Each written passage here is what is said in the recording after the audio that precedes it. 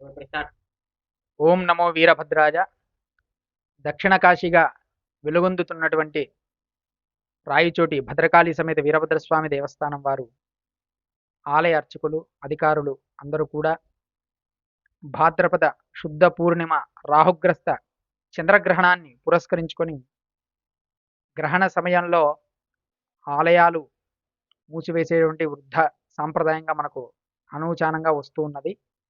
దాని ప్రకారంగానే స్వామివారి ఆలయాన్ని అంటే ఆదివారం నాడు రాత్రి 9:57 చంద్రగ్రహణం ప్రారంభమై 1:26 వరకు కూడా దాదాపు 3.5 గంటల పాటుగా ఈ చంద్రగ్రహణం మనకు కొనసాగుతుంది.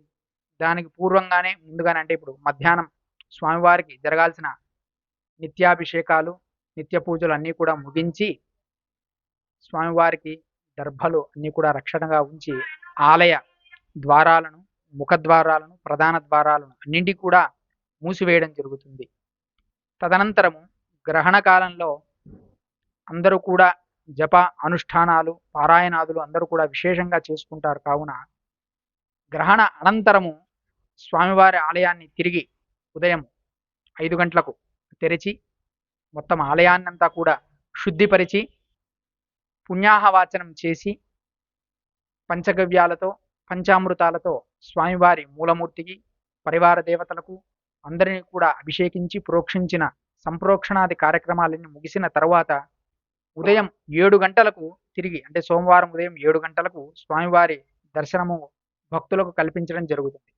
అనంతరము 9:30 గంటలకు యథావిధిగా స్వామివారి నిత్యాభిషేకాలు జరుగుతాయి. కావున భక్తాదులందరూ కూడా అభిషేకం చేయించుకోదలిచిన వారు సోమవారం ఉదయం 9:30కు అభిషేకం మొదలవుతుందని గ్రహించవలసిందిగా ప్రార్థన.